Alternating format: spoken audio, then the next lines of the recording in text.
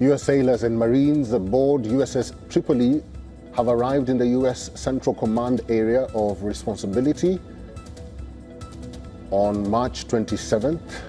The America-class Amphibious assault ship serves as a flagship for the Tripoli Amphibious Ready Group 31st Marine Expeditionary Unit, composed of about 3,500 sailors and Marines, in addition to transport and strike fighter aircraft, as well as amphibious assault and tactical assets. Professor Kuznick, we are receiving information that U.S. sailors and Marines aboard the USS Tripoli have arrived at the Central Command Area of Responsibility. What does this signify? Because Trump said that he's really not sure if he's about to send Marines or troops on ground.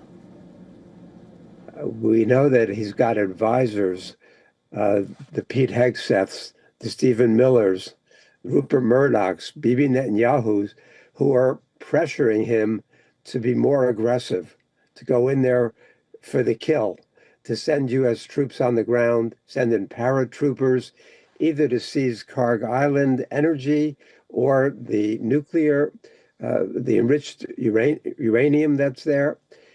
Both of those would be militarily very, very difficult, with potential disastrous results for U.S. troops. Trump might not be very smart, but he's smart enough to know that if more American troops come back in body bags, the little bit of support, and it's very, very little support that he has, is going to evaporate.